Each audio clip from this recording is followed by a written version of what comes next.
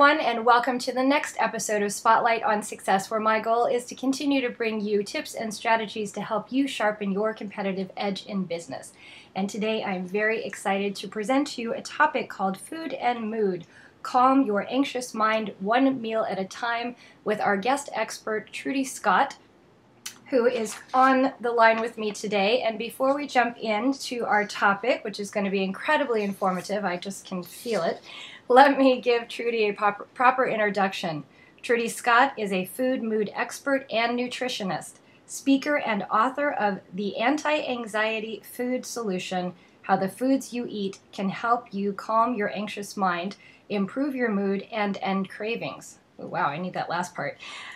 Trudy loves to share the amazing healing powers of food and nutrients and show women how they can be used to eliminate anxiety and other mood problems. Trudy's goal for all her clients is, quote, "You can be your healthiest, look your best, and feel on top of the world." I love that. Great. Well, Trudy, welcome to the show. Thanks very much for having me, Shannon. It's great to be here. Well, it's my pleasure to have you as an expert on Spotlight, because we have not spoken of the nutritional aspect of supporting ourselves in business. And I know just from being a competitive athlete the importance of proper nutrition to really keep you performing at your best. And so let's just jump right into your topic today. And can you explain to us a little bit, isn't stress and anxiety just a part of life as an entrepreneur? And why do we even need to focus on it intently? I'm so glad you mentioned the athlete thing and performing at our best, because so often we think about performing our best at things like sports and that, but we don't often use those same ideas to think about performing our best in our business. And as women entrepreneurs, we are under a lot of stress. You know, we've got our own businesses, we're on the go, we've got families, so we are really busy. And we really need to think about some of the foods and nutrients that we can use that can make a big difference. And, you know, there's a lot of research showing that women are affected by stress and anxiety more than men. Certainly certain specific anxiety disorders, women are affected at twice the rate than men. So we really need to do something about it. You know, one of my clients actually said to me, "I'm so used to being anxious and tense. It's just part of my life. You know, it's like my eyes are blue. There's nothing I can do about it. I just got to live with it." And I just say, no, we don't have to. We need to not tolerate this, and we need to think about food to help us perform well, and so we can feel on top of the world, and we shouldn't tolerate it. And the other reason we don't want to tolerate it and we don't want to put up with it is that there is research showing a connection between increased anxiety, increased stress, and heart disease.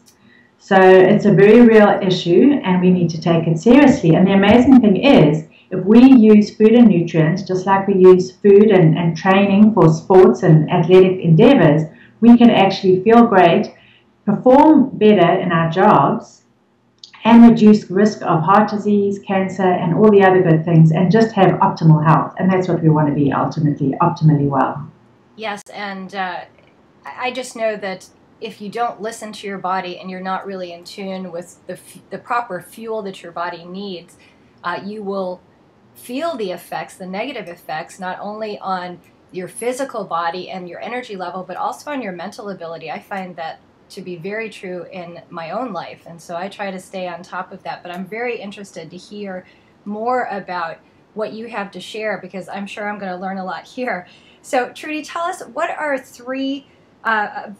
three biggest food-related factors that you are seeing contribute to women feeling that stress and that anxiety in their life? Well, you just said it so perfectly, the fuel that our body needs. And the first thing that our body needs is breakfast. And that given the right fuel, our bodies are amazing at how they can handle stress and how they can just make us feel so great and be so productive. So the biggest thing that I have all my clients do is promise to eat breakfast. And it makes the biggest difference in the world. And that breakfast needs to be every single day. And the important thing is it should include protein. So even a whole wheat bagel is not enough. We need that protein to set us up for the rest of the day. So having some sort of protein, which will help stabilize our blood sugar, it'll prevent us from feeling anxious. It'll prevent that blood sugar dip where we're grabbing something sweet. So some examples could be a smoothie. You know, a great smoothie is water base with some bananas and strawberries and whey protein, and then some sort of fat to sustain us for longer. Dinner for breakfast is a great idea. Some eggs are great. You know, this whole thing about not eating eggs. We really need to be eating nourishing, good sources of protein, which will sustain us throughout the day. It will help us feel more energetic and less anxious, definitely. I am guessing, though, that you probably have a lot of female clients who say, I just don't do breakfast. I mean, I know a lot of people, I would die personally. I mean, I start to fade really fast if I don't eat in a certain amount of time after I wake up in the morning. But I'm sure you have a lot of women who say, no, it's just a cup of coffee and that's it.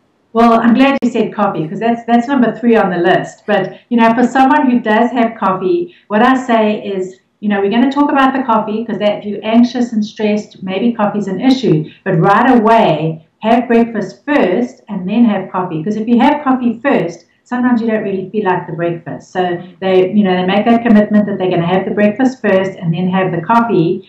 But you're right. Some people, they're on the go. But as soon as they make that change, that one change, it can just make a world of difference. And I agree. And I think that people do need to try things. They need to see how life can be improved by taking expert advice from someone like yourself to change things up a little bit. Because I think, as you mentioned early on, women get into that rut of just saying, this is as good as it's going to get for me. And this is, you know, what I can expect to feel like on a regular basis. And there's nothing I can do about it. That whole defeatist attitude is... Right, and we tolerate and we caretakers, we take care of everyone else, and you know our health often comes second, and we don't want that. We want to be taking care of ourselves. If we are healthy, we can be much better caretakers, and we can be much more productive in our jobs too. Indeed, and I had a quick question about, you said in the smoothie to add that little bit of fat, and that you said helps sustain, kind of hold you. Is that what it is? Yes, it does. So if you could add some coconut milk, that's great. And I like full-fat coconut milk. I think it's great. Do you like coconut milk? I do. Great. Or you could add some other sorts of fat, you know. Add a pinch. Olive oil would be great as well. Or you could add some yogurt if dairy is tolerated. Some people have problems with dairy, but you could add some yogurt in there as well. And sometimes even the oil, the coconut oil, you just melt it with a bit of hot water and pour that in as well, and it's absolutely delicious. And so good for you. I hear more and more about the benefits of coconut oil and coconut milk, and I'm anti-dairy just because of migraine headaches, so I'm always looking for those alternatives. So I love that as a suggestion. And you mentioned that you have dairy issues. We all are unique, so we always need to think about biochemical individuality. There's no one size fits all, so we're all unique, and we need to figure out what's going to work for us. But if you can't do dairy, then you find something else that's going to work for you. But going together with the blood sugar control as well as having this good breakfast, it's to have 3 meals a day and to have a healthy snack mid-morning and mid-afternoon. So it could be some nuts, a piece of fruit, could be a piece of jerky, healthy jerky, you know, grass-fed meat if you can find it, some hummus and crackers, hummus and carrots or something like that. So a healthy snack, and that again keeps the blood sugar stable. So we're not grabbing sugary foods, which are going to cause all sorts of havoc. Yes, those can tend to take you on that roller coaster ride of going way up and then crash. Absolutely. So fabulous. Well, I love those 3 areas that we can focus on to make sure that we start to incorporate more balance in our lives. And tell us, Trudy, a little bit more about what other dietary factors come into play in this. Well, a big factor, which a lot of people aren't aware of, is gluten. Now, gluten is a protein that's contained in wheat and rye and barley. And we need to think about oats as well, because oats is often processed in the same facility as gluten-containing grains, and it can be contaminated. So for someone who's very sensitive to gluten, even oats could be a problem. But again, it goes back to this biochemical individuality. Some people have issues, some don't. I work primarily with women with anxiety and depression, and 80% of my clients do better on a gluten-free diet. So that's no cookies, no pasta, you know, it's using grains that are free of gluten. And we often think of gluten being an issue with digestive problems, but there's a big connection with anxiety, social phobia, depression, even schizophrenia and bipolar disorder. So it definitely can play havoc on the mind. That's amazing. So huge impact on the body chemistry. when you're eating the Absolutely. wrong It things. depletes us of nutrients. You know, if it's causing digestive damage, it'll deplete us of important nutrients like zinc, tryptophan, vitamin D levels are often low, iron levels are often low, and all of these are so important for making neurotransmitters and just keeping us on top of our game. Mm-hmm. So some good options for gluten-free grains is quinoa, brown rice, millet, amaranth, and corn. Corn can be a problem for some people, but if it's not, corn's an option as well. And then I always say go with real whole foods instead of buying all the processed gluten-free grains, because you can buy gluten-free cookies and you can buy gluten-free everything. And we rather want to go with real whole foods rather than substituting with all the processed gluten-free products out there. Right, because as you said, it really detracts from the quality nutrients that you might otherwise get.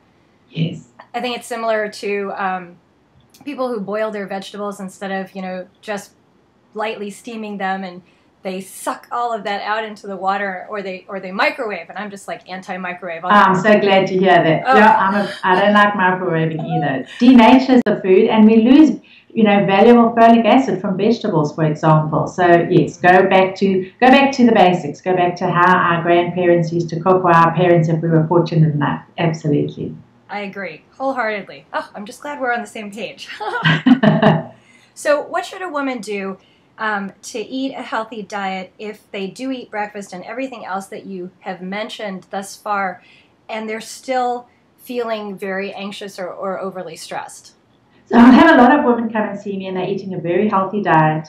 And they don't do sodas, they've given up the coffee, they don't do gluten, but they've still got some issues. So we've got to think about nutritional deficiencies. And I mentioned zinc. Zinc is a very common deficiency, and a lot of women will come and see me, and they're not eating red meat, for example. So if they're going to eat red meat, I'll say eat grass-fed red meat, because the quality is so good. It's got omega-3s, it's got beta-carotene, it's just very, very nourishing.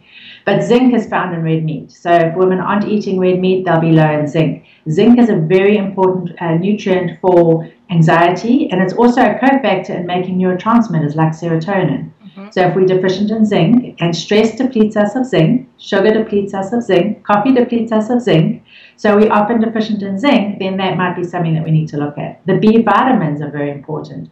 I say most women entrepreneurs should be on a good B complex, just because of the nature of our business, being exposed to toxins, and all the stress that goes with having a business. Then, of course, there are the amino acids. There's specific amino acids that are amazing for helping with anxiety and stress.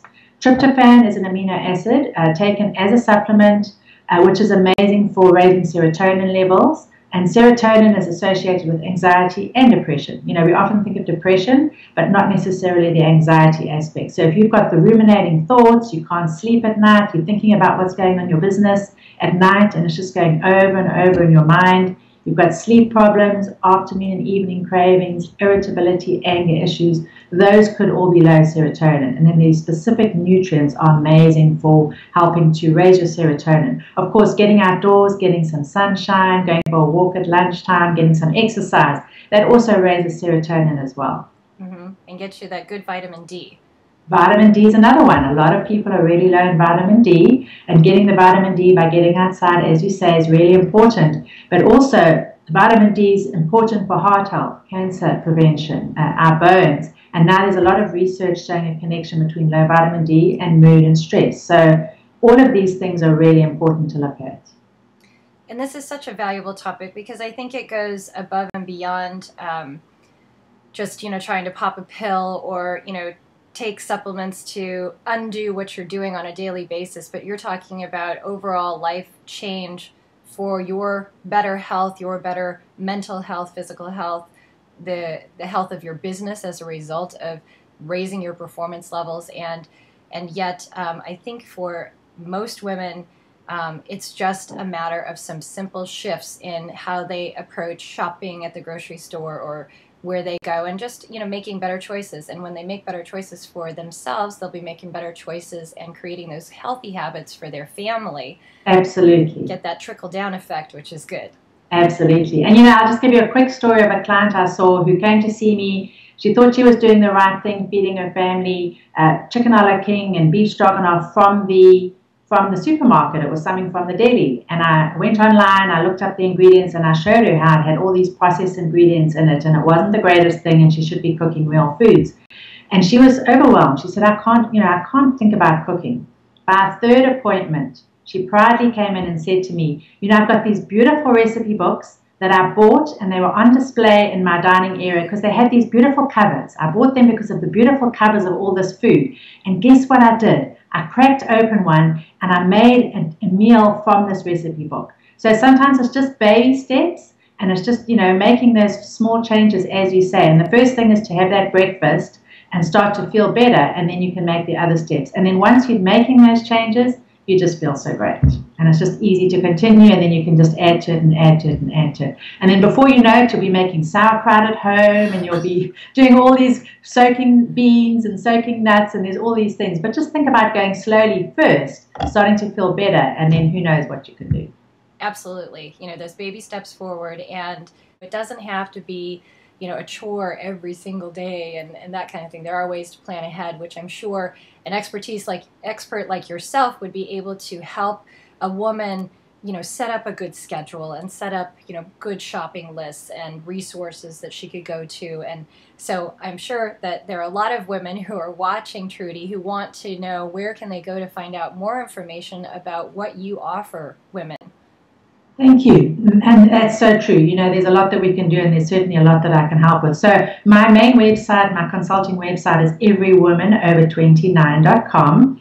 And as I said, I work with women with mood problems, feeling stressed, overwhelmed, anxious, depressed. And then my book website is antianxietyfoodsolution.com. And I really appreciate you having me on. I think it's so great.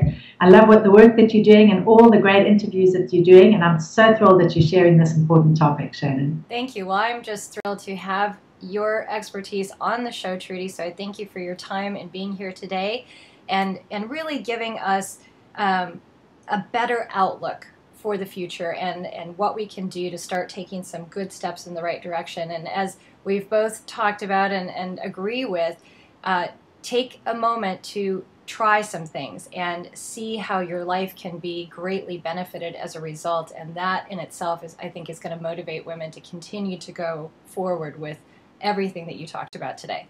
Thank you. So this has been wonderful, and thank you to everyone who has been watching, and we hope that you will stay tuned for our next episode on Spotlight on Success, when we will continue to bring you wonderful, valuable tips and strategies to really take your business to the next level. So until then, shine brightly, ladies.